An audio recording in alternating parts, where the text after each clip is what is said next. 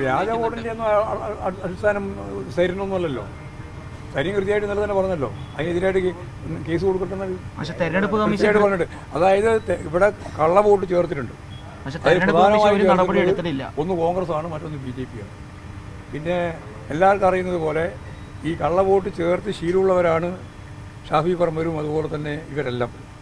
പ്രത്യേകിച്ച് ഇവിടെയുള്ള രാഹുൽ മാക്കൂട്ടത്തിൻ്റെ പേരിൽ വന്ന ഏറ്റവും പ്രധാനപ്പെട്ട പ്രശസ്തി തന്നെ അദ്ദേഹം പ്രസിഡന്റ് ആവാൻ വേണ്ടി ഐഡൻറ്റിറ്റി കാർഡ് തന്നെ വ്യാജമായിട്ടുണ്ടാക്കിയിട്ട് ജയിച്ച ഒരാളാണെന്നാണ് അയാളുടെ ആദ്യത്തെ പ്രസക്തി. അങ്ങനെയുള്ള ഒരാളാണ് ഇവിടെ വന്നുള്ളത്. അതിൻ്റെ എല്ലാം ഭാഗമായിട്ടാണ് പ്രമാണവും അതുപോലെ തന്നെ ഈ പറയുന്ന രീതിയിൽ ഇപ്പോഴേറ്റവും അവസാനത്തെ കള്ളവോട്ട് ചേർക്കലും ഐഡന്റിറ്റി കാർഡ് ഉണ്ടാക്കലും ഒക്കെ ഇതിൻ്റെയും കൂടി ഭാഗമാണ്. തെരഞ്ഞെടുപ്പ് കമ്മീഷൻ എന്തായിരിക്കും ഒരു നടപടിയും സ്വീകരിക്കുക? തെരഞ്ഞെടുപ്പ് കമ്മീഷൻ ശക്തിയായ നിലപാട് സ്വീകരിക്കണമെന്നാണ് ഞങ്ങൾ അഭിപ്രായപ്പെട്ടത്. ശക്തിയായ നിലപാട് സ്വീകരിക്കണം. പക്ഷേ കൊടക്കര കേസ് മുതൽ ഇങ്ങോട്ടുള്ള ഓരോ കേസിൻ്റെയും ഭാഗമായിട്ട് കേന്ദ്ര ഏജൻസികൾ എടുത്തുകൊണ്ടിരിക്കുന്ന നിലപാട് ഇലക്ഷൻ കമ്മീഷൻ ഉൾപ്പെടെ BJPക്ക് അനുകൂലമായ സമീപനം മാത്രമാണ്. BJP കള്ള കടത്ത് നടത്തിയാലോ അതുപോലെ തന്നെ കുഴൽപ്പണം കടത്തിയാലോ അവരില്ല. ഇവിടെ ഈ ഇലക്ഷൻ്റെ ഭാഗമായിട്ട് ഈ പറയുന്ന പോലെയുള്ള കാര്യങ്ങൾ കൊണ്ടുവന്നാൽ, കള്ള വോട്ട് ചേർത്താൽ, അതുപോലെ ഡബിൾ വോട്ട് ചേർത്താൽ അതിനൊന്നും അവർ എതിരില്ല.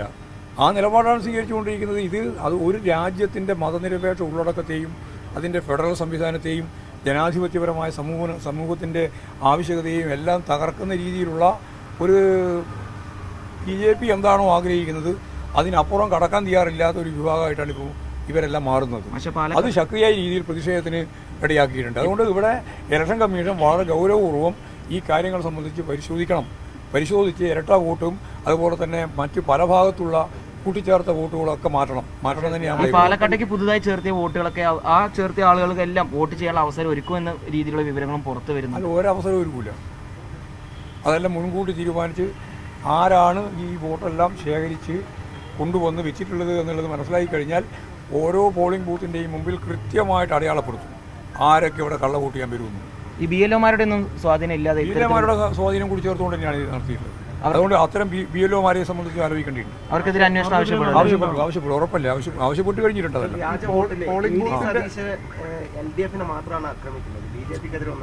ഒരക്ഷരമുണ്ടില്ല. BJPക്കെതിരായിട്ടുള്ള ഒരു നിലപാടും സ്വീകരിക്കില്ല. അവരുടെ ഡീലാണത്. കോൺഗ്രസും BJPയും ചേർന്നിട്ടുള്ള ഒരു ഡീലാണ് ഇവിടെ എങ്ങനെയെങ്കിലും ഈ പറയുന്ന മനുഷ്യനെ ജയിപ്പിക്കണം, രാഹുൽ മാക്കൂട്ടത്തിനെ ജയിപ്പിക്കണം എന്നുള്ള രീതിയിലാണ്. ഞങ്ങൾ ഉറപ്പായിട്ട് പറയുകയാണ്, ഈ നിയോജക മണ്ഡലത്തിൽ ഇപ്രാവശ്യം ഇത്തരം കള്ളത്തരം മുഴുവൻ നടത്തിയാലും ഇടതുപക്ഷ ജനാധിപത്യ മുന്നണി നല്ല രീതിയിൽ മുന്നോട്ടേക്ക് വരും, ജയിക്കുകയും ചെയ്യും. പക്ഷേ പോളിംഗ് ബൂത്തുകളിൽ പേരുകളൊക്കെ എഴുതി വെച്ചാൽ ആളുകൾ വോട്ട് ചെയ്യാൻ വരാതിരിക്കുമോ? ഈ കാരണം അങ്ങനെ ചേർത്തവരെ എഴുതി വെക്കൽ മാത്രമല്ലല്ലോ, ഒരു ജനകീയമായ ഒരു പ്രതിരോധമല്ലേ അതിന്റെ ഭാഗമായിട്ട് വരുന്നത്. നാണം മാനമുള്ളവരാരും വന്ന് വോട്ട് ചെയ്യോ? തടയൊന്നുമല്ല. സാമൂഹ്യ മാധ്യമത്തിന്റെ മുമ്പിൽ എൻ്റെ വോട്ട് ഇവിടെ ഇല്ല എന്ന് പറഞ്ഞു കഴിഞ്ഞാൽ അമ്മാതിരിയുള്ള ആള് വന്നിട്ട് വോട്ട് ചെയ്യാന്ന് പറയുന്നത് അത്ര എളുപ്പമല്ലല്ലോ കേരളത്തിൽ. പല തിരിച്ചറിയൽ കാർഡും പുതിയതാണ്. അതിനൊക്കെ പല പരിപാടികളും ഉണ്ട്. ഇലക്ഷന്റെ സംവിധാനത്തിന്റെ ഭാഗമായിട്ട് അങ്ങനെ വരുന്ന വോട്ടിനെ ചാലഞ്ച് ചെയ്യാൻ പറ്റും. ചാലഞ്ച് ചെയ്ത വോട്ടായി മാത്രമേ ഇത് ചെയ്യാൻ പറ്റുള്ളൂ എന്ന് ഇലക്ഷൻ കമ്മീഷന്റെ വക്താക്കൾ തന്നെ പറഞ്ഞിട്ടുണ്ട്. അത് നോക്കാം നമുക്ക്. ഞാൻ എഴുതി വെക്കൊന്നും പറഞ്ഞിട്ടില്ല. നോക്കാതെ അത് നോക്കി പറയാം. സമാധാനപരമായിട്ട് മാത്രമേ തടയോ അങ്ങനെ വരുന്ന ആളുകളെ തടയാനുള്ള അങ്ങനെ പ്രതിരോധിക്കും. തടയണമെന്ന് ഞങ്ങൾ തീരുമാനിച്ചിട്ടൊന്നുമില്ല. ജനങ്ങൾ തടയുമായിരിക്കും. അതാണ് ആരെങ്കിലും എവിടെയെങ്കിലും തടയുന്നില്ല, ഞങ്ങൾ ഉത്തരവാദിയല്ല. അത് തെറ്റായ രീതിയിലുള്ള എല്ലാ വോട്ടിനെയും ചാലഞ്ച് ചെയ്യും.